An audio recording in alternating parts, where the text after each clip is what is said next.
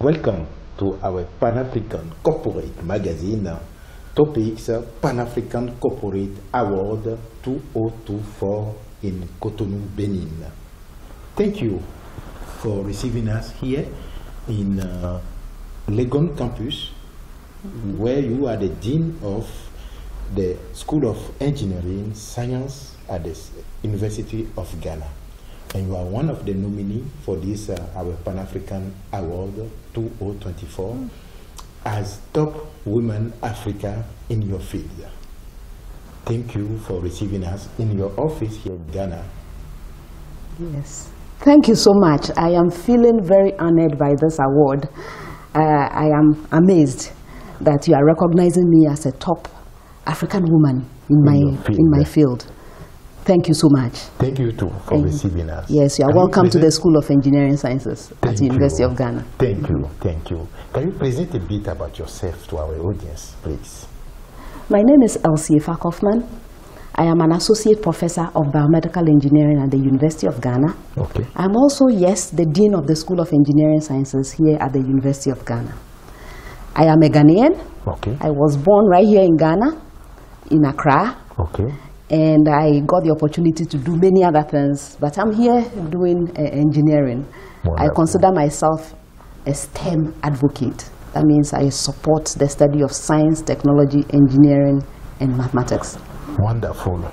Yes. Can you walk us through your academic and professional journey that lead you to become the Dean of the School of Engineering Sciences at the University of Ghana? Yes, it's actually a long story, but I'll give you the short version. Thank you. I started school right here in Ghana. I went to secondary school in Ghana. Okay. And while I was in secondary school, that's when I got the opportunity to travel outside to an amazing place, the United World College of the Atlantic. I was a representative of Ghana at that school, the United World College of the Atlantic in Wales. Okay. In which country? In Wales, in the UK. In the UK, okay. Yes. Okay, wonderful. So I did the International Baccalaureate. I was a science student, so I was expected to go to medical school. Okay. But, you know, as life went on, things changed. Okay. After 2 amazing years at the school, I got the opportunity to go to the US for university. And I realized when I was applying actually, that it was not possible to go straight to medical school, but I had to do a pre-med program. And so I read about bioengineering. I felt it was something interesting, something to do before medical school. So I wound up at the University of Pennsylvania in Philadelphia in the US as a student of bioengineering. Now when the classes started, I saw that I was really enjoying what we're learning in engineering. I found out from the medical students what they were doing. I did not think it was that much fun compared to what we were doing in engineering. So I decided to stay in bioengineering. Wonderful. Now this is the interesting part. At the time, there was no bioengineering in Ghana. At all? None. On the whole of the African continent, in fact, by the time I graduated, I was ready to come back. There were only a few programs in Egypt, in South Africa, and that was it. No bioengineering. So I remember my father asking me, so what you are studying, you know we don't have it in Ghana. What will you do with it? And that's when it occurred to me. See, when I was given the scholarship to go first, I was told I should go out there, study, and come back and make a difference. But I didn't know what the difference was. It was when my father said that, then I realized that that's the difference I can make. So from that time, it became my passion to study as much as possible this bioengineering and come to Ghana and bring it to Ghana since we did not have it. Wonderful. So when I finished all my degrees, I decided to come to Ghana. University of Ghana was ready to receive me. The Vice Chancellor was interested in starting engineering. There was no engineering at the time. So I was employed to help start engineering at the University of Ghana. Interesting. And my discipline, biomedical engineering, was one of them, the programs that we started here. And that's how I became part of this story of engineering at the University of Ghana. And I have been working throughout, and I have now become dean. I'm the first female dean of the School of Engineering Sciences after 20 years. Wow. Yes. Congratulations. Thank you, sir. Wow. What were some pivotal moments or challenges in your career And how did they shape your professional path?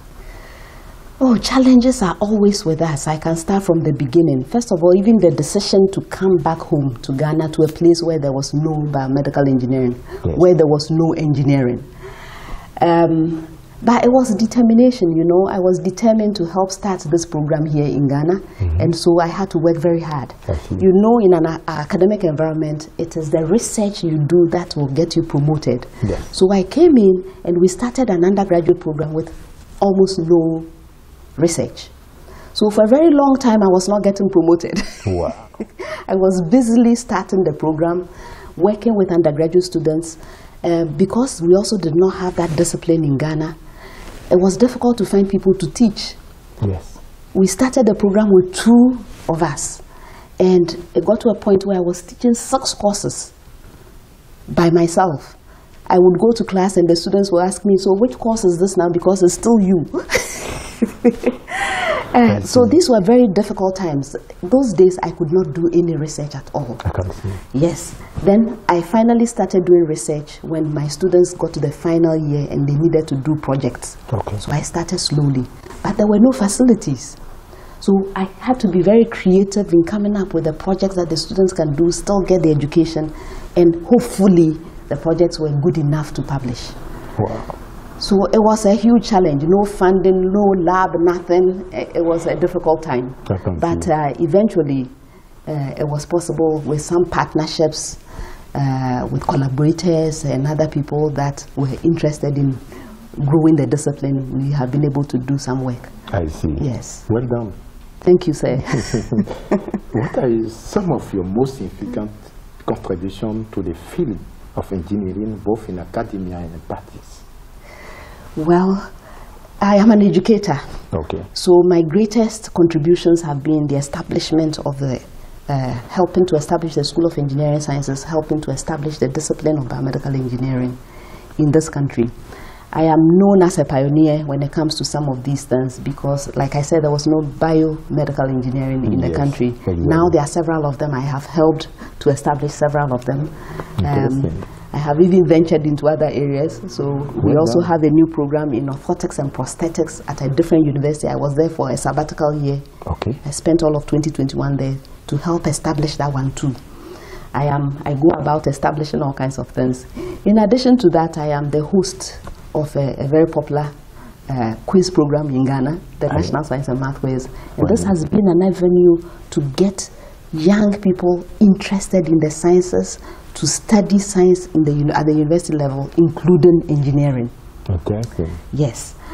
I also have been doing a lot of advocacy when it comes to women in engineering. Okay. I speak to even young people, babies if I have to, to encourage them to know that they can also do engineering and to come to engineering school, stay in engineering school, graduate and become engineers. So I've been doing a lot of work in these areas. Well done. Thank you.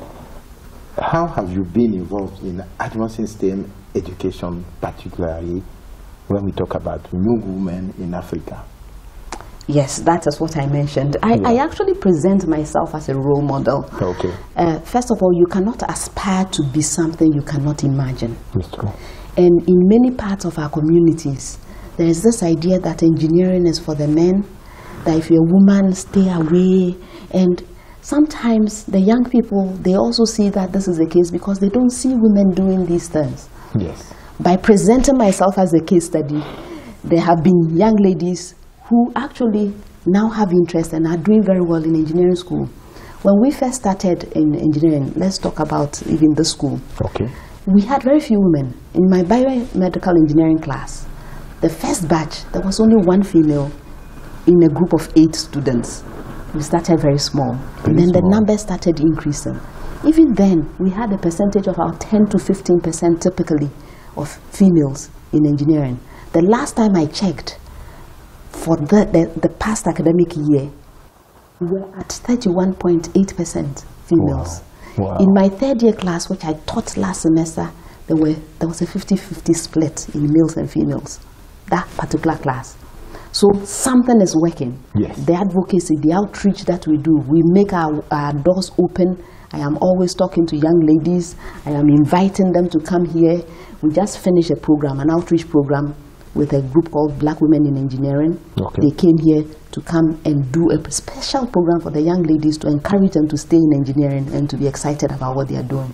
So we are doing a lot of activities to improve the situation. I see. Yes. Let's talk about innovation and research. Yes. Could you share some insight into the research project you have led or are currently involved in that have had notable impact of the engineering community? Yes.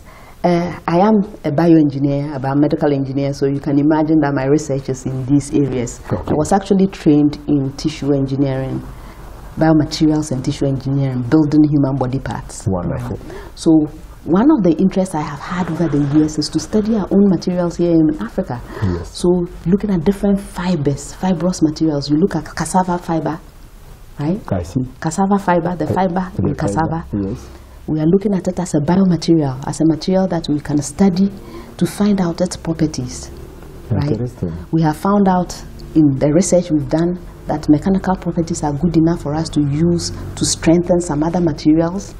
And recently, a very interesting finding that we had was that if you try to grow cells, I don't know if you know about cells, but if you try to grow cells on this cassava fiber, normal cells do okay. However, if you grow cancerous cells, they don't survive as well. So this is an interesting thing. We need to study more of that. Very interesting. Very interesting. This is my first time I'm hearing it. Yes. So we are studying cassava fiber. We are studying pineapple fiber, the pineapple leaves, the fiber in there. So studying all kinds of materials related to use in developing tissues. Okay, in addition to that, there are my undergraduate students are doing amazing, interesting projects. One of the ones we are currently doing is looking at wearable devices. So you go to a hospital, you see these days the doctors can't work without diagnosing patients with devices, right? So you see monitors in the hospital to monitor the patient's blood pressure, SpO2, all kinds of things about the patient, heart rate, all kinds of things that they need in order to diagnose them or to take care of their health. Yes. However, in Africa here, we don't make any of these devices, so we import them. We import very complicated, very expensive devices, and after 1 year, 2 years, they don't work, they sit there, and you know what they are doing in the hospitals? No. The nurses will come, instead of using the equipment, they will come and take manual measurements. Yes. Now you can imagine a hospital where you have a lot of patients, with one nurse. How can they take all the measurements all the time? They can't do it. No. So they need help, right? So our solution, what we are thinking is that these days we have these wearable devices that collect many of those signals. Exactly. Why don't we build a system to collect those signals? Exactly. And we are trying to show that the signals you can collect from the wearable devices is the same as what the nurses will come and do once in a while. If that is the case, then we can replace those complicated equipment with just wearable devices and then use that. That's one of the research projects I'm working on. Okay. There are other projects where we are using artificial intelligence to help the doctors to diagnose diseases. So mental health diseases, asthma, arrhythmia, you know, when the heart doesn't work as well as it should. We need to be able to use the devices that we build to be able to collect the data from the patients and use that to help the doctors to make their decisions as to how to treat patients. So that's the kind of research that I do with my students. Interesting. Yes. That is very interesting. Yes. How do you foster innovation within your department and encourage students and faculty to pursue groundbreaking work? Yes. At the School of Engineering Sciences, we are all about solving our problems. Okay. So, for example, I teach engineering design. When I go to class to teach, every course that I teach has a course project associated with it. Okay. Another thing is I don't give them topics to go and study. I tell them, go out there, find a problem, come to class with a problem, and let's solve the problem in the class. In the beginning, they don't like it because they are used to, they go to class, this is very rigid, and then this is a problem, solve it. And there is one answer or maximum two possible answers, and then they move on. But when they come to my class, they are required to think differently. Okay. They are required to look at the problem, try to understand the problem well, and come up with possible solutions to the problem. Analyze the possible solutions, pick a solution that is likely to work, and work on it based on the concepts that I'm teaching in class. So every student has to do this. At the end of the period, when they are in final year, the undergraduate students, when they are in final year, they have to do a final year project. Again, they are supposed to come up with problems that we have here and propose solutions and show that their solutions are likely to work. Yes. You have no choice. You have to be creative. Yeah. Because we are not accepting the existing solutions. We are asking you to look for problems that don't yet have solutions. And that helps to foster the creativity and innovation that we need. I see. Yes. Thank you very much. Yeah. Interesting. Let's go in engineering, and as a prominent woman in engineering, what message do you have for other women aspiring to enter and excel in this field? Yes. The problems in the world are getting more and more complex. The problems that we are going to face in the future, more and more complex. And you can see some of them now, you know, problems of climate change, yes, environmental degradation, yes, sanitation, all kinds of problems that require a lot of thinking and a lot of knowledge, yes, right? Yes. In addition to the skills to be able to solve these problems. Now, the research has shown that when you have teams that are diverse, different types of people, women, men, underrepresented group, everybody there thinking about solutions to these types of problems, you have better solutions for all of us. So if you're a young lady and you are allowing just the men to solve these problems, your interests may not be represented. Exactly. The solutions we come up with may not be the ideal ones. Exactly. So we need to participate. We need to be part of it. This is why some of us keep going around encouraging young women to participate. Because in my discipline, my field, is usually underrepresentation. There are very few women. But we need the women to be there to enhance the solutions that we have for the problems of the future. This is why I tell young ladies, and think about it, in the future, it's going to be about the skills and your ability to solve problems, right? Yes. This is what people will pay you for. When somebody has a real problem and they get a solution, do they care whether it was a man or a woman that brought up the solution? Yes. We must all work together to solve these problems. So please, even when you are not seeing the role models now, we are working on you so that you will become the role models of the future, so that we all participate in these endeavors. So it's possible to do. There's nothing that stops you. If you have interest in engineering, go for it. There is support from people like me to get you to do it and do it well. What initiatives, have you championed to promote gender diversity and inclusion in engineering and STEM fields? Yes, as I mentioned earlier on, yes, I use myself as a case study. I visit schools. When I go to a school, I talk to the young ladies there. Well done. I tell them about the things that I do, and they see me. If I can do it, so can you. Exactly. That's a message that I have. And I encourage them. That's what you need to do, is to study hard, make it possible for you to apply to engineering school and to become an engineer. Now, next thing is, in our admissions policy, and this is where University of Ghana has done very well, we have an affirmative action policy. And so what that means is, at the level of admissions, when for certain disciplines, it's not for all of our disciplines, so a program like computer engineering, typically there are very few young ladies who apply to the program, although it's a very lucrative discipline to get into. What we do is, after we look at the numbers who have applied and the numbers we can take, we usually make provision for maybe the young ladies who have a little higher aggregate to still be able to get admitted. And when they come, they do very well. Yeah. Sometimes they are looking, it's just an opportunity for them to gain access. Now, once they get in here, there's, it's not enough to get them access. You have to support them to be able to feel that they are welcome. Exactly. All the young ladies in the School of Engineering Sciences, I take them as my mentees. I see. I tell them it's possible for them to come and see me if they are having issues. They come and talk. Some come and talk to me. So I mentor. I mentor young ladies. Well done. Well and done. make sure that they are doing well in the discipline. Well done. Let's go to the future, vision of future, where we talk about what is your vision for the future of engineering education in Africa, and what are the key challenges and opportunities you foresee? Okay. So I actually have a foundation. Okay.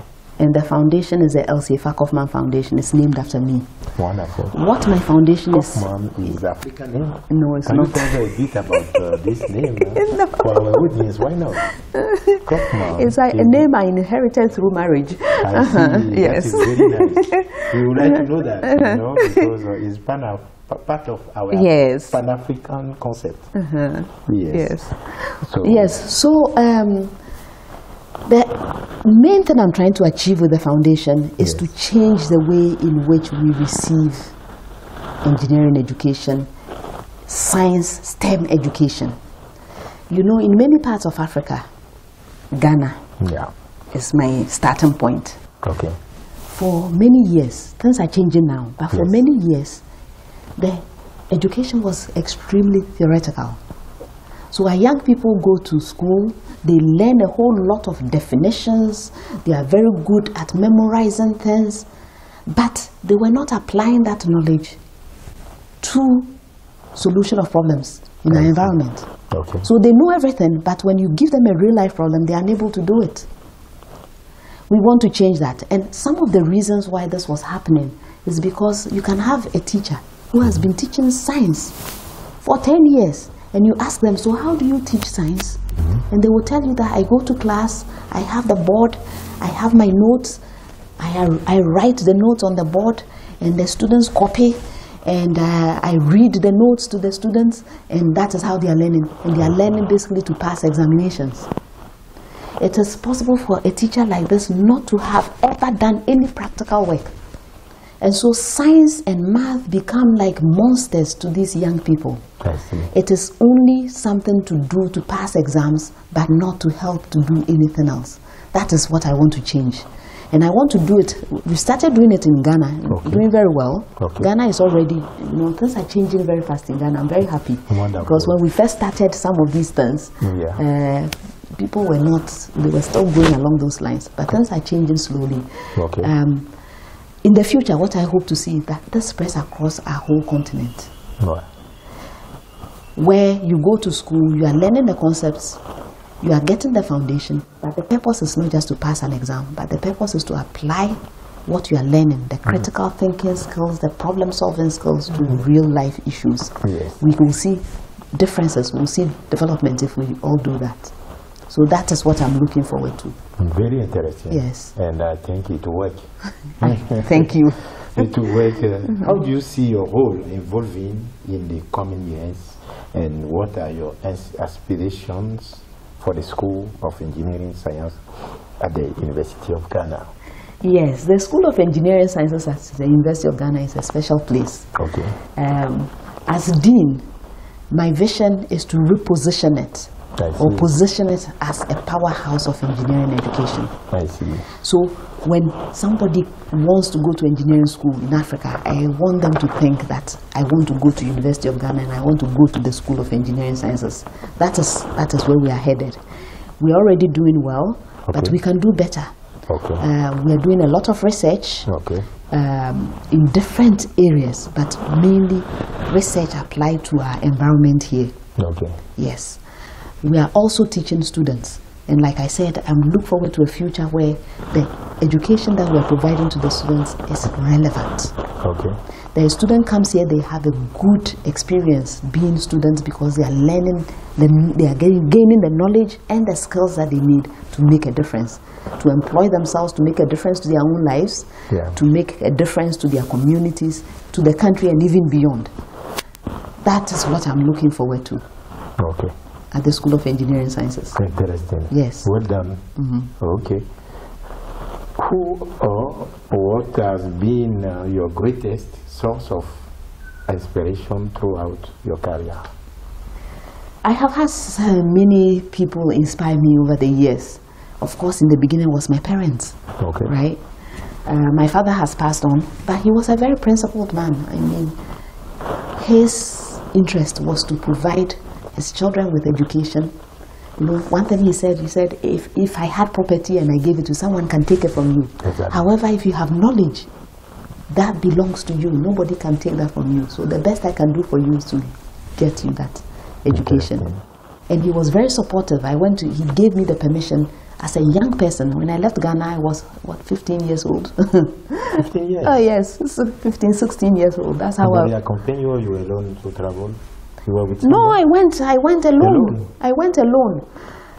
So, well done. Yes, so my parents trusted me enough that I would be okay to go, and giving me this opportunity to see the world, to learn, to become independent. I appreciate that a lot. My mother has been a source of support. Whenever I had to travel, she was there. Even on the science and math quiz that I told you I'm a quiz mistress, on the science and math quiz, for many years, she was my supporter. Everybody will bring bus loads of supporters, the schools, when they come to compete. My mother was my support, one person sitting there and, encouraging me along. She still does that. So I appreciate them a lot. I have also had support and encouragement and inspiration from people that have supervised me as a student.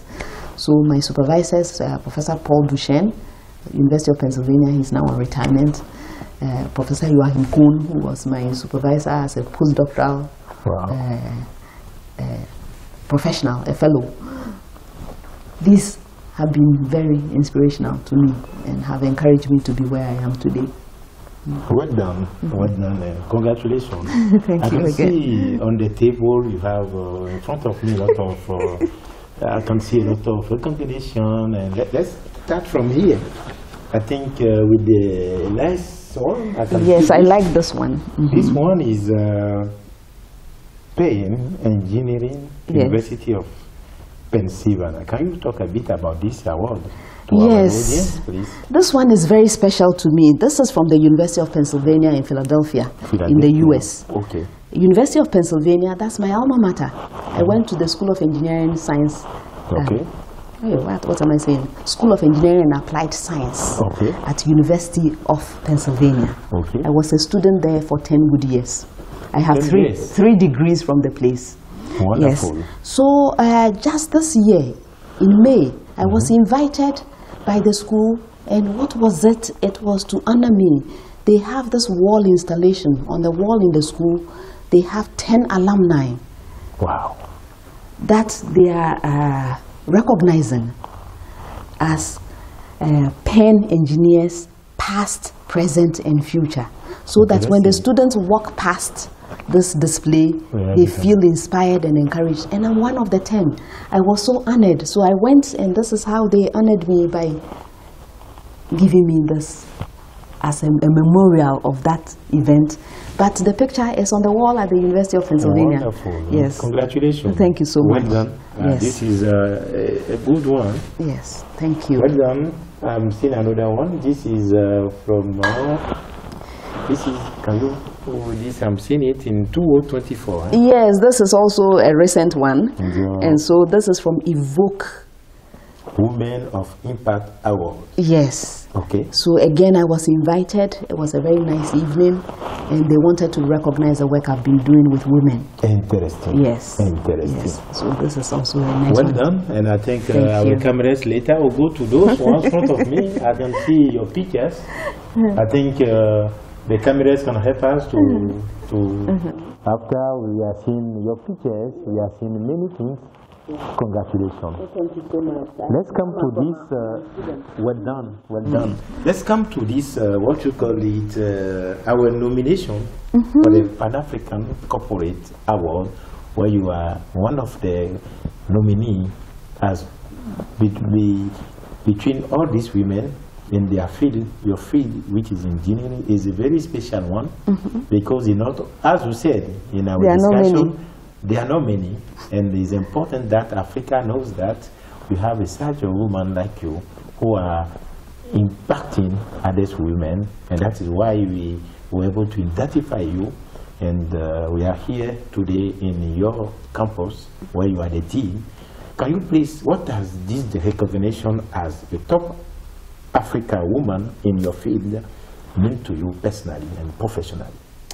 I am so honored. I am so honored. This is an important award, and I like the work you are doing to identify women, to recognize them, because as I mentioned earlier on, some of our young people is because they don't have the role models. They don't see the people like them that are doing these things, so they don't imagine that they can do them as well.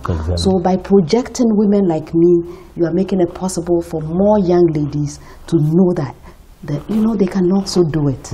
Yes. So it means a lot to me that you are doing this, and I want to thank you very much. You're welcome. It gives me the strength to be able to continue what I do and do it even better. Congratulations. Thank you. How do you plan to leverage this award for future, your impact in engineering and education? I will continue working hard. The work is not done. The work continues.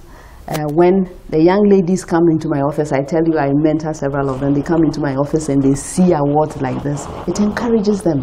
Some of them are doing amazingly well.